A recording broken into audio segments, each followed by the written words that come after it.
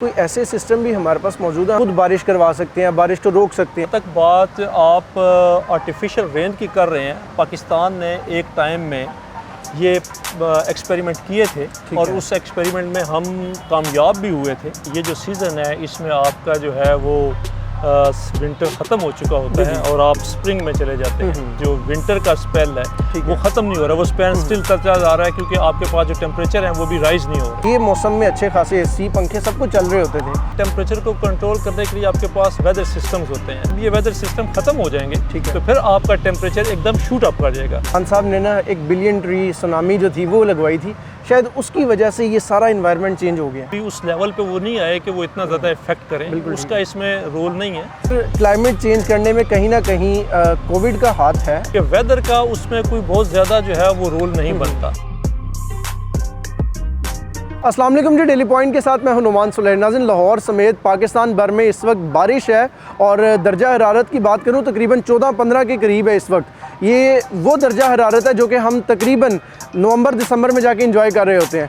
ये अचानक से लाहौर का इन्वायरमेंट, पाकिस्तान का इन्वायरमेंट इतना ठंडा क्यों हो गया है, ये सब जानने के लिए आज हम महकमा मौसमियात के दफ्तर आए हैं। महकमा मौसमियात के जो सीनियर चीफ़ हैं उनसे भी आपकी मुलाकात करवाएंगे और उनसे जानेंगे कि ये सब आप किस तरह से मैनेज करते हैं, कंट्रोल कैसे करते हैं, पता कैसे लगता है और जो इस वक्त इन्वायरमेंट ठंडा हो चुका है इसकी क्या हकीकत है। मेरे पीछे कुछ इक्विपमेंट्स भी लगी हैं जो कि महकमा मौसमियात इस्तेमाल करती हैं, इनका क्या क्या इस्तेमाल है ये सब भी आपको उन्हीं की ज़ुबानी सुनाते हैं। अस्सलाम वालेकुम। वालेकुम सलाम सर, कैसे मजाज आपके? ठीक है, बिल्कुल ठीक ठाक। सर सबसे पहले तो बताएं कि सर्दियां अभी गई ही नहीं है या गर्मियां आई नहीं है, ये क्या सिचुएशन क्या चल रही है पाकिस्तान में? देखें, अभी आपके पास नॉर्मली ये जो सीज़न है इसमें आपका जो है वो विंटर ख़त्म हो चुका होता है और आप स्प्रिंग में चले जाते हैं।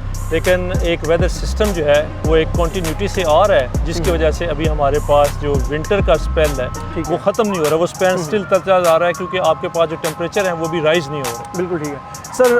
अमूमन हम लोगों ने जब पिछले सालों के साथ कंपेयर करें तो ये मौसम में अच्छे खासे एसी पंखे सब कुछ चल रहे होते थे। अभी जो है वो 14, 15, 16 के करीब जो दर्जा हरारत चल रहा है, तो क्या इसकी कोई ख़ास वजह है? लेकिन नॉर्मली जैसे मैंने आपको पहले कहा ऐसे होता नहीं है और इस सीज़न में टेम्परेचर आपके काफ़ी बढ़ चुके होते हैं। लेकिन टेम्परेचर को कंट्रोल करने के लिए आपके पास वेदर सिस्टम्स होते हैं। अगर आपके पास कंटिन्यूटी से वेदर सिस्टम आना शुरू कर दें तो वो टेम्परेचर को किसी एक जगह स्टेगनेंट कर लेते हैं, रोक लेते हैं, जिसकी वजह से टेम्परेचर बढ़ता नहीं है। अगर आप देखें तो हमारे पास रेगुलर वेदर सिस्टम आ रहे हैं, एक वेदर सिस्टम आ रहा है, दूसरा वो जाता है तो सेकंड आ जाता है, तो उस वजह से हमारा टेम्परेचर जो है वो रुका हुआ है। लेकिन जब ये वेदर सिस्टम ख़त्म हो जाएंगे तो फिर आपका टेम्परेचर एकदम शूट अप कर जाएगा। तो आपका ये कह सकते हैं कि आप विंटर के साथ ही स्प्रिंग को स्किप करके आप समर में चले जाएंगे। बिल्कुल ठीक हो गया। सर, ख़बरें जो है ना वो सोशल मीडिया के ऊपर गर्दिश कर रही हैं कि जी ये खान साहब ने ना 1 बिलियन ट्री सुनामी जो थी वो लगवाई थी,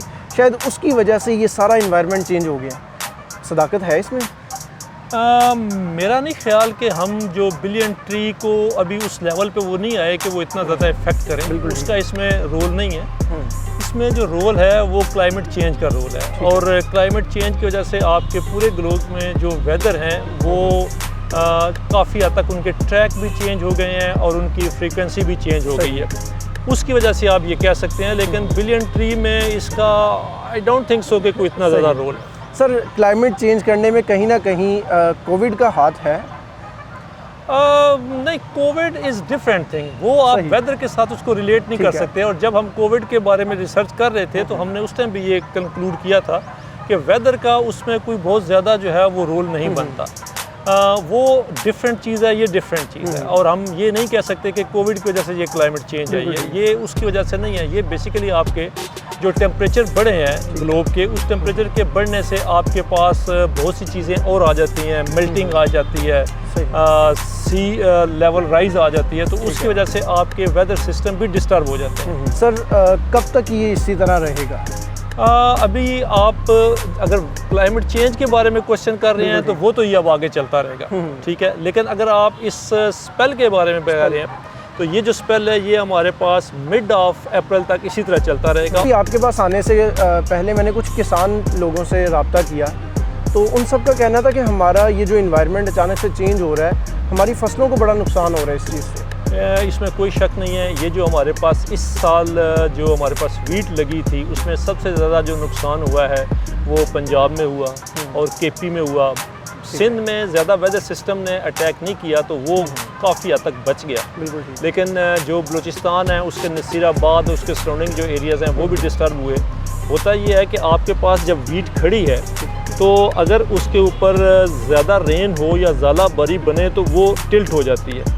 अगर वो 30 के एंगल से नीचे चले जाए तो फिर वो ऊपर उठ नहीं सकती, और जब वो ऊपर नहीं उठेगी तो फिर आप उससे, क्योंकि एक उसका दाना भी लगा होता है, तो वो एक तो वो उस वजह से नहीं उठ सकती, एक रेन की वजह से जो उसकी नीचे वो जड़ें होती हैं, ठीक है, वो भी वीक हुई होती हैं, वहाँ पे भी पानी खड़ा होता है, तो वो आपकी फसल ज़ाया हो जाती है। अगर वो 30 के एंगल से कम हो, ज़्यादा हो, तो फिर उसमें पॉसिबिलिटी होती है कि वो ऊपर उठा लेते हैं। एक तो एक ये तरीका होता है। सर ये अंदाज़ा लगाया जा सकता है कि जो ये नुकसान हो रहा है फसलों का, जिस तरह अभी आपने फरमाया, क्या हमारी शॉर्टेज हो सकती है गंदम की आने वाले दिनों में? ऑब्वियसली बिल्कुल होगी, क्योंकि जब देखें आपके पास जितने आपने प्लान की थी कि आप इतनी गंदम इस दफ़ा फार्मर से उठा सकेंगे, जब वो ज़ाया हो जाएगी तो आप उतनी उठा नहीं पाएंगे। जब वो उठा नहीं पाएंगे तो आपके पास शॉर्टेज डेफिनेट होगी। बिल्कुल ठीक हो गया। सर एंड पे मैं जानना चाहूँगा कि ये सब बातें महकमे मौसमियात वालों को पता कैसे लगती हैं?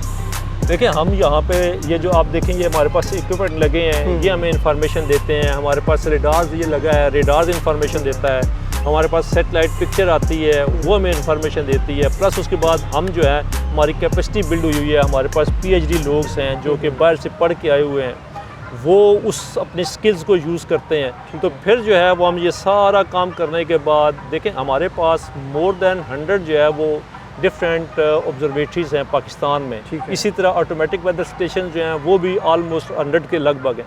तो ये सारा जब डाटा कंपाइल होता है तो फिर उसको हम एक चार्टों पे प्लॉट करते हैं, फिर उसका एनालिसिस करते हैं, फिर हम एक लाइन की फोरकास्ट करते हैं कि नेक्स्ट 24 आवर में रेन होने के चांसेस हैं या नहीं। तो इसके पीछे पूरी एक पावर चल रही होती है, एक फोर्स है जो कि सारा काम कर रही होती है। सर अभी ये कुछ इक्विपमेंट्स लगी हुई हैं, मैं चाहूँगा कि आप हमारे साथ साथ नाज़रीन को भी बताएं कि ये इन इक्विपमेंट्स का जो अभी यहाँ पर लगी, इनका क्या काम? देखिए, हमारे पास होता ये है कि हम ऑब्जर्वेटरीज बनाते हैं। ऑब्जर्वेटरी ये होते हैं कि जो वो पैरामीटर जो मेट्रोलॉजिकल पॉइंट ऑफ व्यू से ज़्यादा इंपॉर्टेंट होते हैं, उनको हम यहाँ पे रिकॉर्ड कर रहे होते हैं कि उस स्टेशन पे हमारे पास जो भी मेट्रोलॉजिकल पैरामीटर है उसकी वो कितना रिकॉर्ड हो रहा है। अगर आप ये देखें तो ये हमारे एग्रीकल्चर का एक सेटअप है। इसमें जो ग्राउंड के नीचे का टेम्परेचर है सॉइल का, हम वो रिकॉर्ड करते हैं। वो हमारे पास 100 फीट का भी है।